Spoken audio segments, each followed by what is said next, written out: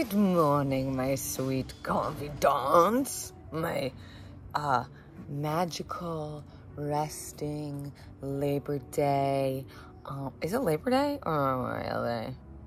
Oh God, see, that's how relaxed that I am, is I don't even know what holiday we're on. Anyways, welcome back to Confidently Insecure, the podcast where we are absolutely sure we don't know everything. And wow, a lot is happening right now. First of all, you probably clicked this because you saw the title, and now you're very confused why this, like, tiny boy is talking to you. But for my confidants who know me and follow me, you know already that I cut my hair. I mean, I cut my hair. And if you're not watching this on youtube.com/Kelsey Darragh, you're probably like, what? I am serving you Ellen DeGeneres, but like the one we liked, Miley Cyrus. I like to go with Charlize Theron Halsey vibes. And I gave no one any warning about this. I just like did it. But here's the thing, confidants, is I've been wanting to do this for so very long that it was just a matter of time, and it was time. More on that in a second, but also I should mention, if things sound a little different or look a little different, it's because I decided to go full day of rest mode with you guys and record the podcast outside, sans microphone. I was sitting out here this morning and I've just been out here feeling so good, probably because I've been microdosing, but it's just so stunning out here. I've got a little lo-fi playing in the background. Leo the kitty cat is like dancing around in the sun on his back right now, like with his belly up. It just was so magical that I was like, I want to just talk to you guys because I'm in this like gorgeous space, but I also was like, I don't want to have to get up and like go set up the mics and everything. And so I just was like, fuck it, I'm just gonna bust this out right here right now.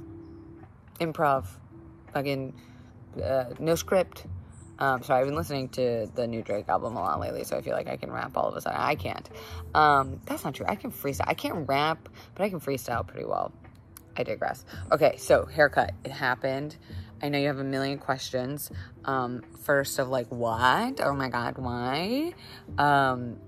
It actually had a lot to do with my pain. I have neuropathic pain, which is a chronic condition that has to do with the nerves signaling from my brain into my face, and they are constantly hurting. I get headaches, and for me, like, I loved my hair. I've always loved my hair. I've been really lucky in that it grows really thick, it grows really fast. It was like my one shining redeemable trait that I had, but I kept going shorter and shorter. Y'all have seen me go shorter and shorter over the years.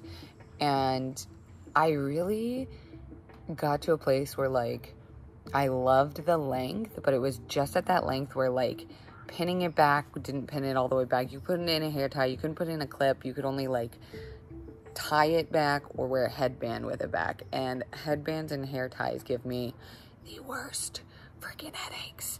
And it just pulls on all these muscles and jaw things and bones. And, like, I just couldn't do it anymore.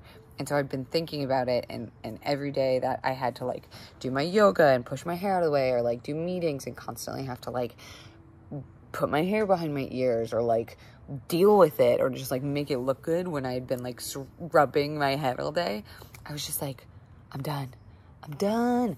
And I feel like the universe makes it happen when it's supposed to happen, because my next door neighbor, it turns out, is, like, kind of a famous hair cutter person, which I didn't know you could be just a hair cutter person. I thought you had to be like a stylist of some sort, but he's famous for like doing celebrity haircuts. So I felt like it was serendipitous. I texted him and was like, hey, hi, here's what I want to do. He was like, are you having a mental breakdown? What spawned this? And I was like, nope, this is something I've been wanting to do. I've never felt more confident about it. When can we do it? Like, can we do it ASAP? And yeah, we just did it. It took like less than an hour. I showed him some like Michelle Williams pixie cut vibes, and it turned out like better than I could have expected, just like style wise for my head. And just in terms of like not having to worry about it, and I can just touch my head and my neck, and things just feel like so relieving. So that's why I cut my hair. Again, if you came here for the microdosing, you're very confused. You're like, why do I give a shit? I give a shit, okay? So you had to get all of this before you got microdosing conversation. All of that to say, I wanted to jump up on here and talk a little bit about my microdosing journey thus far. If you've been following me on any of the socials like TikTok or Instagram, definitely follow my TikTok because I just freaking love it there. I've been giving like little updates from the start, the beginning of like week 1 of doing it. And then up to now, I'm on my 16th microdose, and I actually just took it a little bit ago, so maybe that's why I'm feeling so happy and zen and chilled out. I've got my tea here. It says I'd rather be in bed on my mug, but it's not true.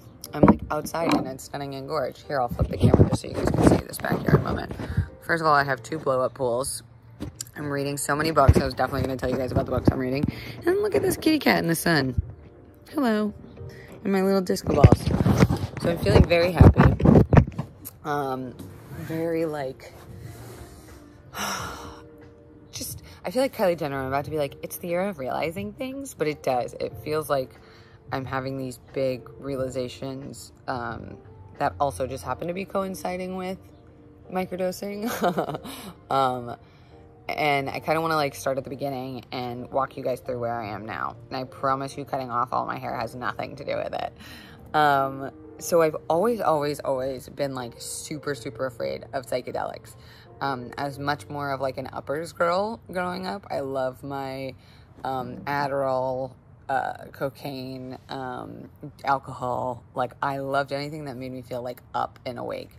The idea of psychedelics, of like the shrooms and the acids, LSDs of the moment growing up, just like did not seem like a fun time. I'm like, why would you want to literally not have any control over yourself and like lose your mind, when I didn't realize like literally all the other kinds of drugs I was taking was also making that same thing happen, just in a different way.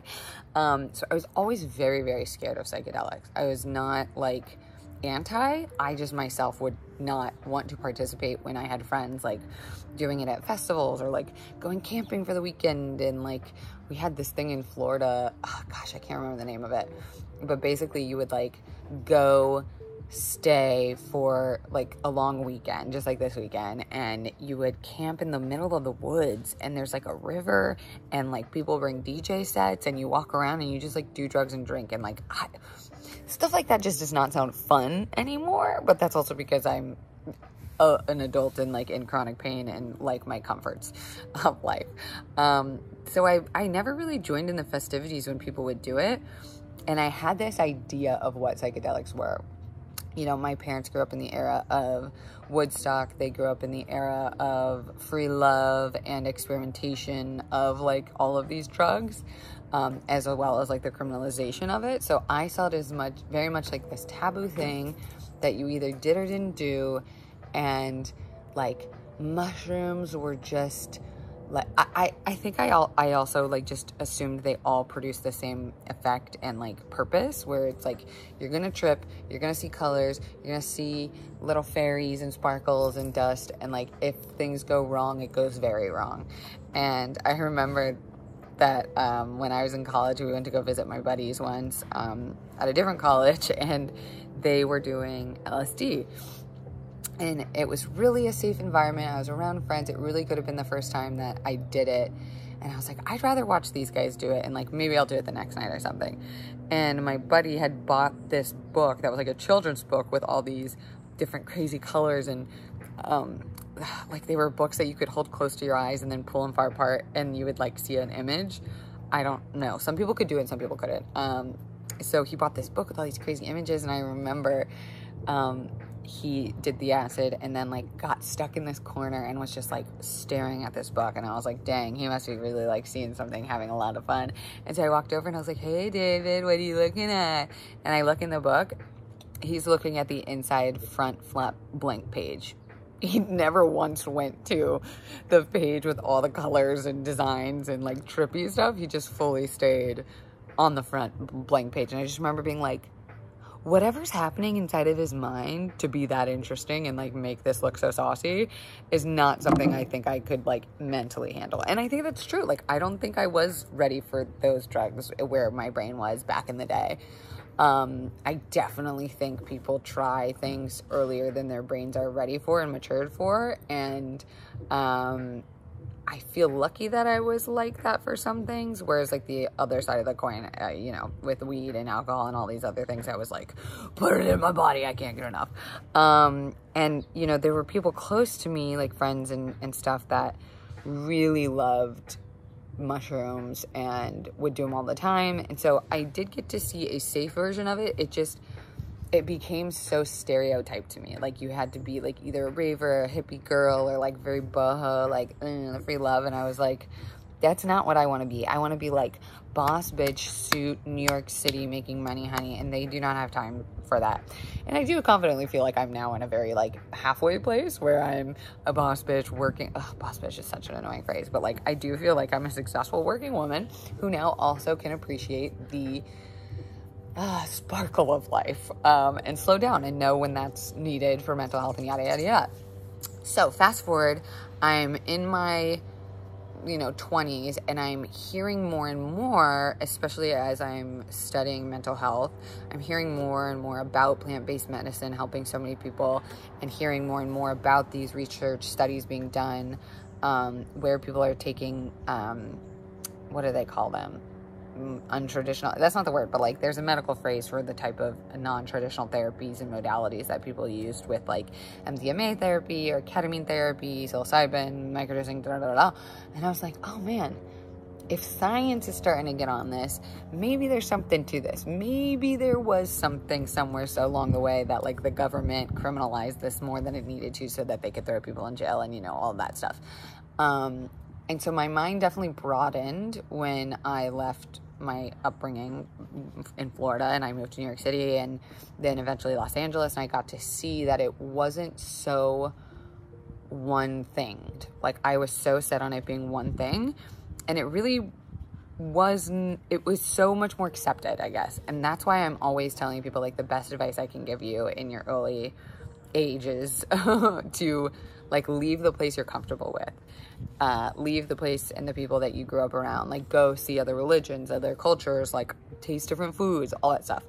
I digress.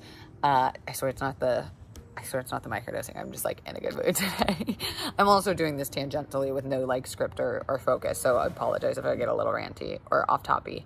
Also, I just feel very calm, and normally I'm very like, what's up, confidence, and I'm also just like, you know what, it's a vacation day, everyone has off today, I just want everyone to feel like a little chill as they listen to this conversation.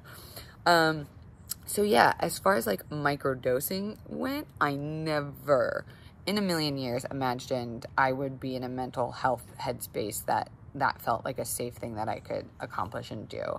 I've always been very, again, like a control freak, where I didn't ever want to like lose my mind or have that one bad experience where you hear about the people who like melt into the floor and they never came back again. And like, I just am learning that holding on to that control is actually like making things get farther away from me, and like releasing control and making mistakes and learning and like, trying new experiences is actually the better route to go. But when it came to my brain health, I was like, there isn't like room to like YOLO around. Like, again, this is also coming from a girl who's like putting chemicals in her body, taking different kinds of drugs and pills and ingesting different experiences that were not healthy either.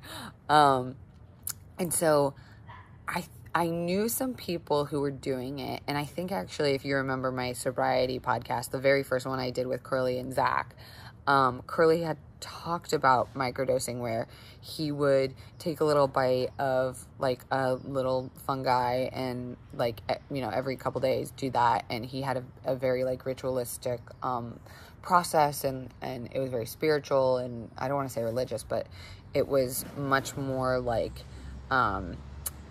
mindful of an experience. And I remember I was supposed to be going to Burning Man, and I really wanted to do it. You guys probably remember this story. And they were like, no, that's not like a spiritual religious experience. And to me, it really was. Like, to me, I was really going to this thing, this festival, this like place that was out of my comfort zone, that I was planning on it being this like miraculous moment and like different experience for myself. And they just were like laughing at me like, that is not what this plant does.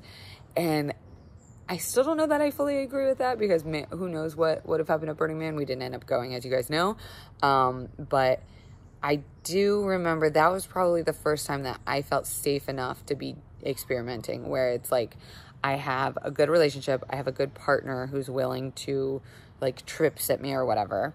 I didn't even consider really the idea of microdosing. I was thinking about like taking a full dose, and I felt like my mental health isn't a good enough place, and I just felt like my brain had grown up enough to experience this, and I was going to be in a, albeit strange, but comfortable place.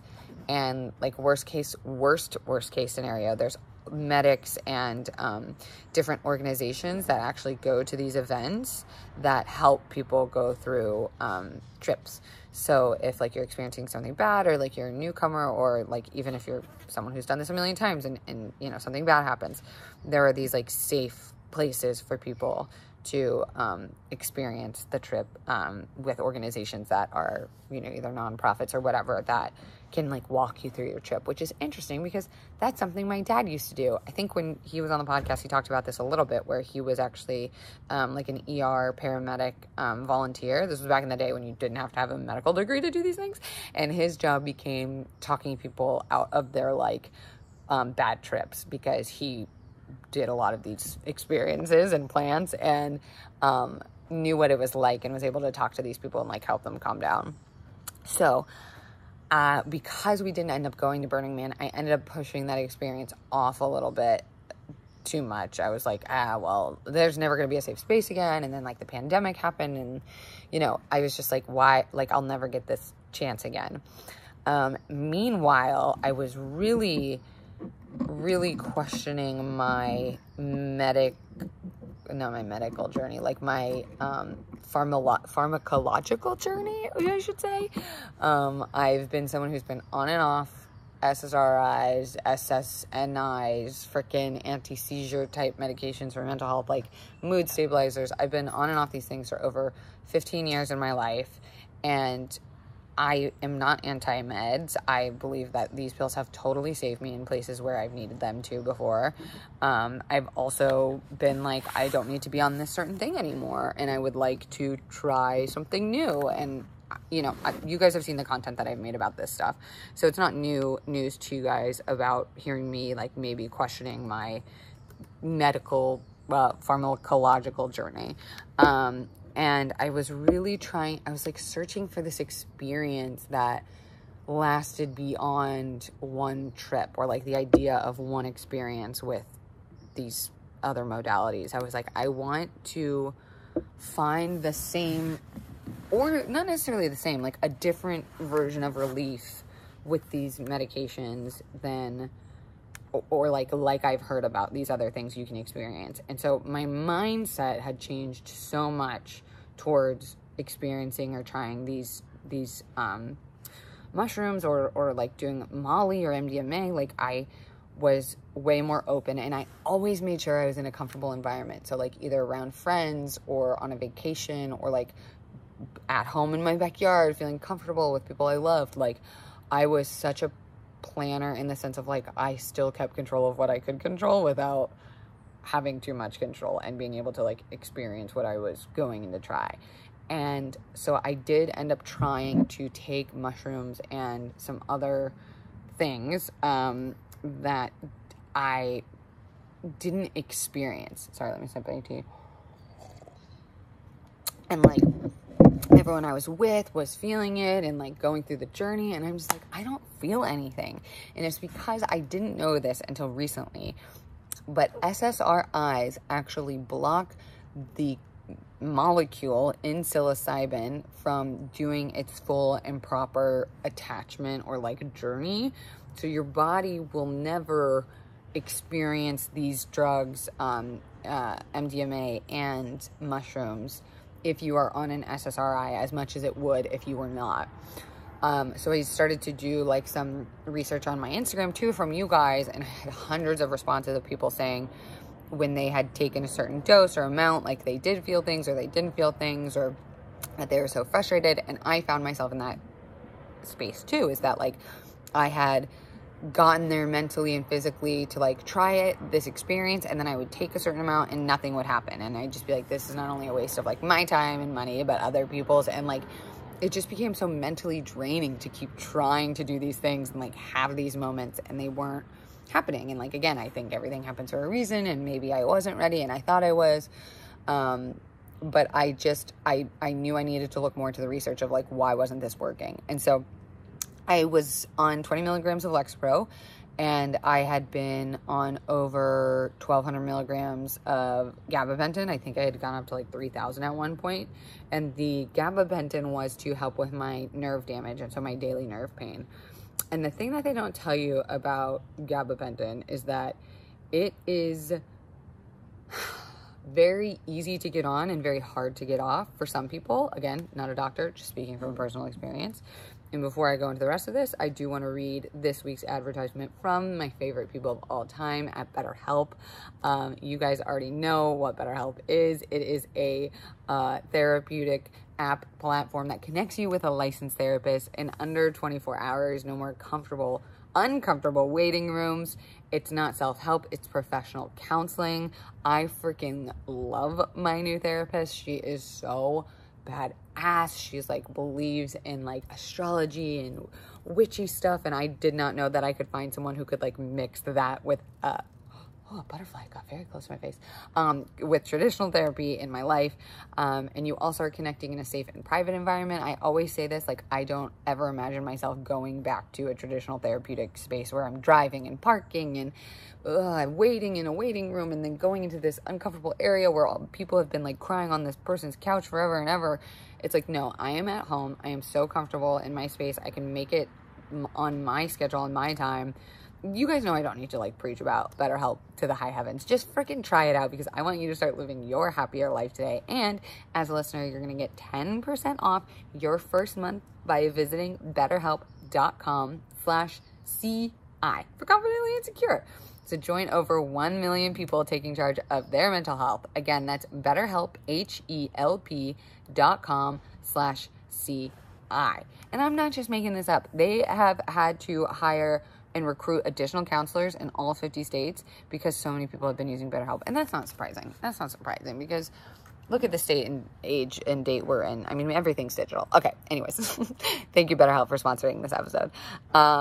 So I was on this amount of gabapentin, and I just knew the side effects were nasty. When I started taking it, I wouldn't be able to like stand up without all of my blood pressure dropping and almost fainting. Like, I almost thought I needed to go get tested for that thing called like POTS, because I was like, why every time do I stand up do I almost pass out?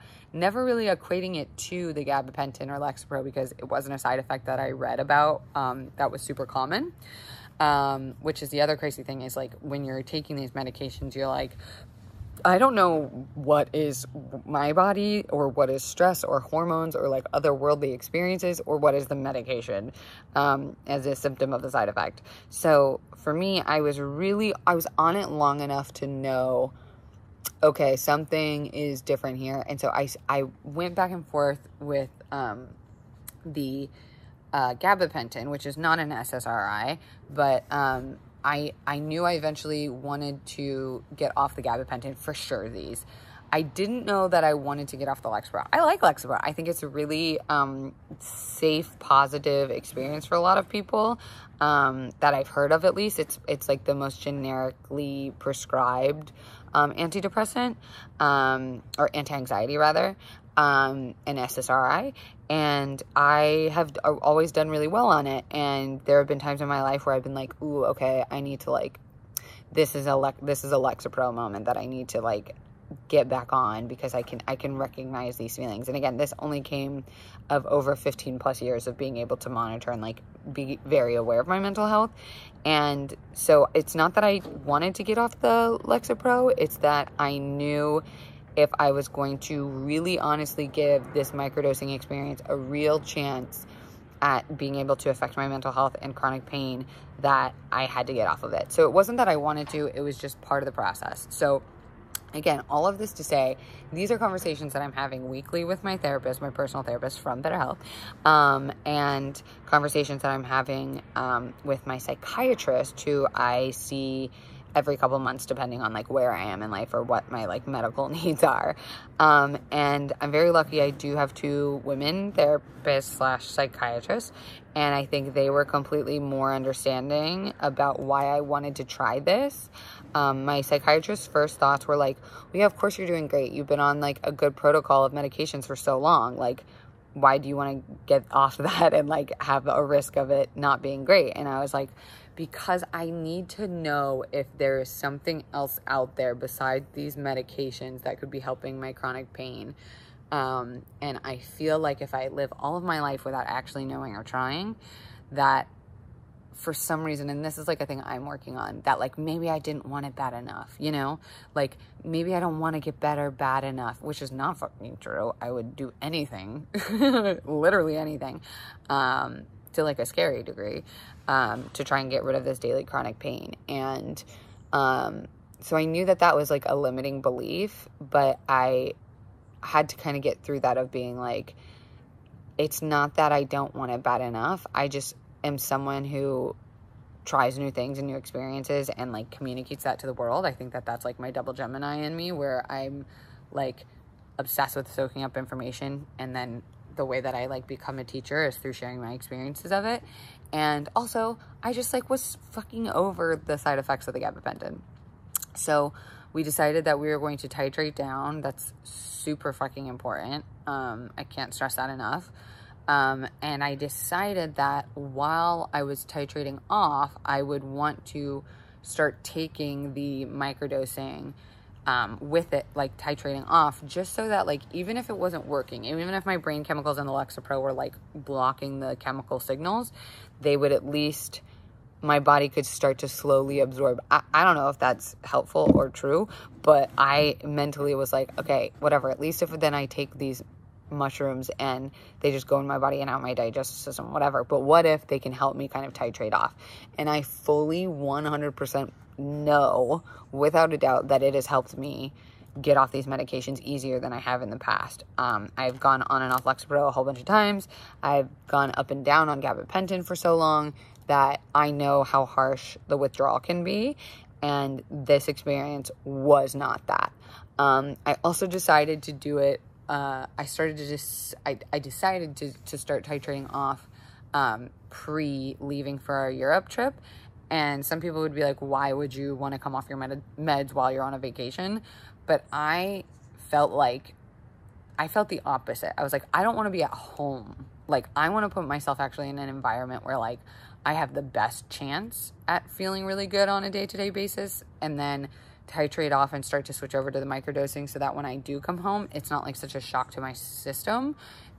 Whereas like I feel like if I was at home, it would be really hard to monitor symptoms. I'd be thinking about it a lot more. I'd be too introspective about it. Whereas vacation, it was just like I would just start to take less with my daily meds, and every 2 days I would take a microdose. It's tough to talk about the brand and the type because it is so controversial right now. It is not FDA approved. It is technically not legal. Even though we're doing research and studies, and you can participate in studies and research all over the country. But I digress. Thank you, government. So it's hard for me to talk about the brand and the amount and the protocol, but I would encourage you to kind of do your own research on what protocol maybe would work for you depending on what you're looking for out of the experience. Again, for me, it was like finding comfortability in titrating off those meds, as well as giving my body a chance at experiencing pain relief. So the protocol I ended up choosing was 1 day microdose, 2 days off, 1 day microdose, 2 days off. And I think that that's like your general starter pack of microdosing. And the way that I had heard about it actually was from so many friends recommending this certain brand or this certain way of taking it. Like I said, some people I know would just literally take one of the shrooms and like eat a little piece of it every day, like no measurement or anything. And I'm like, no, I need much more like measured, finite, certain amounts. And so this brand that I had been recommended by so many people, and I don't want to get them in trouble because it's technically, I don't know if it's legal. So I'm just not going to say the name of the brand. You can DM me if you want to know more, or you've probably seen the videos and seen it in it. But they sent me a bunch because I had said, you know, I'd connected with some people from the company, and I had said, like, my goal in life is to make mental health and physical pain easier for other people to manage. And so I would like to try this product and talk about my experience on it. And I had also seen, like, actually a couple TikTok ads about it. And so, yeah, they sent me some stuff.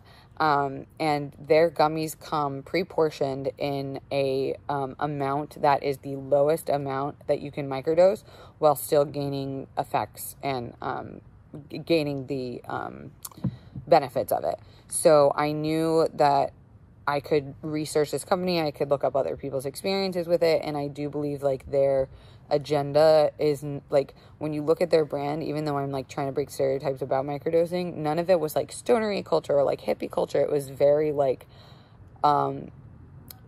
modern, I guess it felt like. And so I trusted the brand, and I remember I was scared shitless about doing it for the first time. And you know, I checked in with a bunch of friends and even my sister, and, like, people were like, you're not going to feel anything with that amount. And I remember being like, oh yeah, if I had tried to take full doses on the same type of medication and didn't experience anything, I wasn't going to feel anything with microdosing. So it was really about getting over that little, like, initial fear. And then eventually, you know, the second, third, fourth time, I just wasn't even thinking about it. We left for the Europe trip. I was just bloop, popping them in. Not even, like, second guessing. It just felt like I was taking a vitamin at one point. The flavors are fine. They taste like, again, like a vitamin gummy. Like, there's no earthy flavor. And, like, I've eaten just raw mushrooms before. I actually don't mind the taste of raw mushrooms, but I didn't think that, oh, I could tell there's something in this or whatever.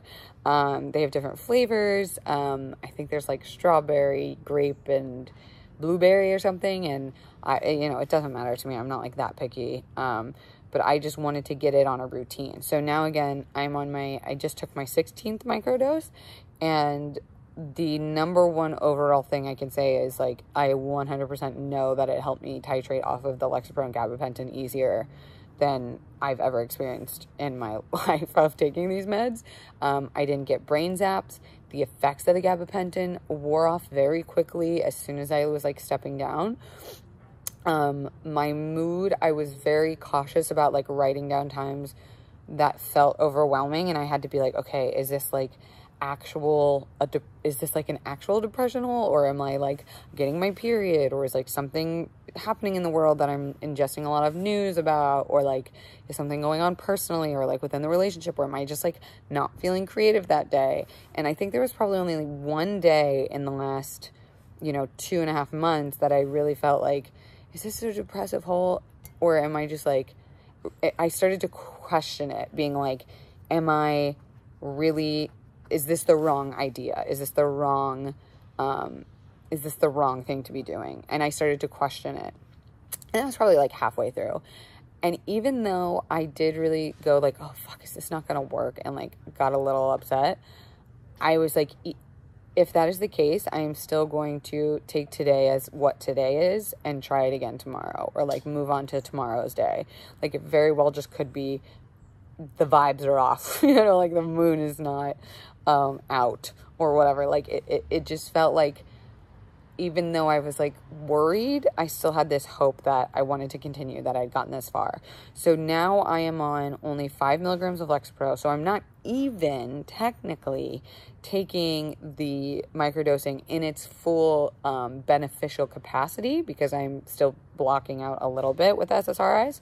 But I am fully off my gabapentin, which is so insane for me to say, because the last time I tried to do this, I was miserable. And don't get me wrong, the pain is definitely still there. I think I'm just having a different mentality about it and a different experience with it. And I would highly recommend, again, doing this with therapy. And I'm doing this also with like, journaling and different book modalities. And so I wanted to share with you a couple of the books that I've been reading along this journey. So the first one is the Daily Stoic Journal, which this guy, Ryan Holiday, has a TikTok. He has a podcast. I thought it was just very, like, cis white het dude bullshit, like, get ahead in life and business. And then I actually gave it a chance, and I was like, oh, I understand it now. And like, even if it is very like cis white man het, I was like, those guys are seem to do well in life, and the patriarchy supports them. So why not understand what they're trying to understand? But the truth was, it wasn't like that at all. It was very much like helpful for me as a person. And so this is the Daily Stoic Journal, which is paired with the Daily Stoic podcast and the book version. So the book version, you read a whole chapter and passage, and then it corresponds with a journal entry, and it's 365 days, or 366 days, excuse me. So it's every day. So I come out here and I do that first. Then I pull cards from my fave. Look at this cute ass hollow deck. Notes from My Higher Self from the Cosmic RX. It's an oracle deck by friend of the pod, Maddie Murphy. If you saw last week's episode, I did this with Zach. So I'll pull a card from here and kind of like write about it or think on it and be like, okay, what does this like mean for me today? Or like, how can I implement this in my daily life? Like, just really soaking up as much like helpful mantra work, self-help work that, like, if I'm coming off of meds and trying a new thing, I want to like armor myself with so much preparation in terms of like self-help and self-care. Another one that I'm loving is Aches, Pains, and Loves by Kira Lynn. It's a guide to dating and relationships for those with chronic pain and illness. I don't necessarily need too much help in my relationship, but I'm finding a lot of really good gems just in terms of like setting boundaries or friendships or like taking action or acceptance. So that's been a really helpful one, just like on bad pain days. I haven't started this one, but I'm really excited to, and it's Traumatized by Katie Morton, friend of the pod, on a couple weeks ago. This is her new book that she sent me, and I'm so hyped. Oh my gosh, she wrote me a card. I didn't even know there was a card in here. I've just been like looking at this gorgeous book. Oh my gosh, should I open the card right now, right here? Let's see. Very cute letterhead. Oh, look how cute. Oh, please print me. Please plant me. It's wildflowered seed paper. That is very cute. Oh my gosh. Oh, Kelsey, I've always appreciated you and all the positive mental health content you put out, and it's always great to meet kind people in what we do. So thank you for being just that. I hope you enjoy my new book and find it helpful and hopeful. Oh, thank you, Katie. That was so sweet. I mean, like, and the book's gorge, right? I like it because it reminds me of my cover.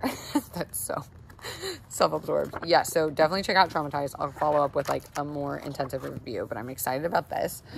It's out September 7th. So literally tomorrow. Oh my gosh, how exciting. Another one that I've been reading that's mind-blowing is Chronic, and this is more about chronic illness, so things like Lyme disease and comorbidities and co-infections. I highly recommend. And How to Be Sick by Tony Bernhard.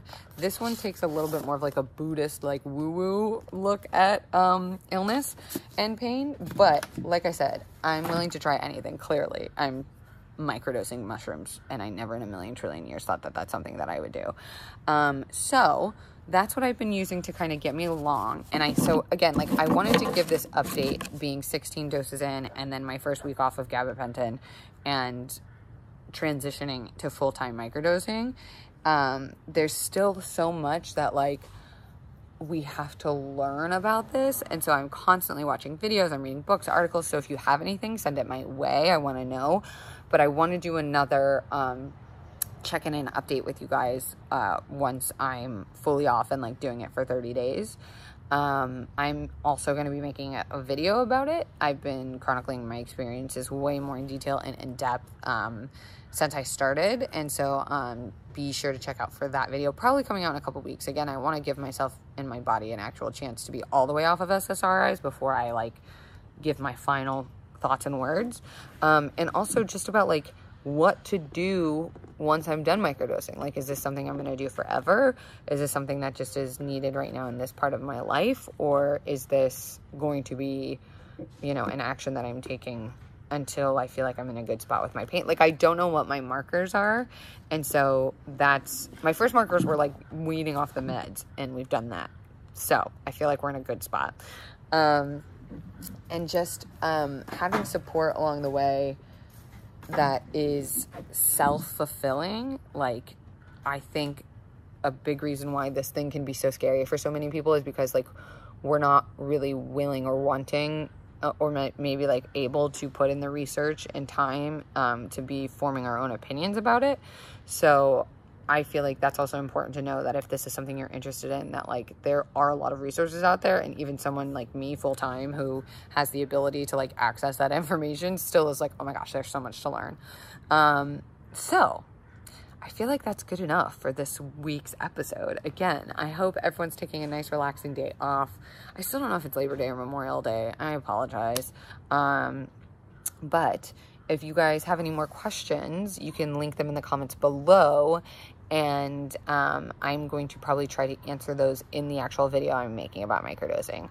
And yeah, give this 5 stars on iTunes if you can. It's really helpful for me, and it helps other people find the podcast.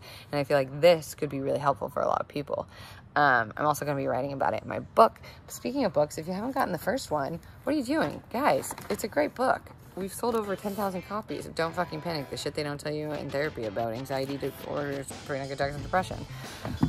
I've spoken for a very long time. I hear my own voice is like, okay, maybe I need to take a break and go get a croissant and have some more tea. Don't forget, you can always reach us at confidentlyinsecurepodcast@gmail.com. Follow us on Confidently Pod on Insta and Twitter. We are doing so many giveaways. It's just like insane. The people at UPS like know me by name now. I'm always shipping out goodies to you guys. And at my store at KelseyDarragh.com, you can actually get Confidently Insecure merch. It's up there. We got hats. We got t-shirts. So go get it. Okay? I haven't really been promoting it because we just switched it over to my website. But we did it. And yeah, I'll see you next week. Love you guys. Bye.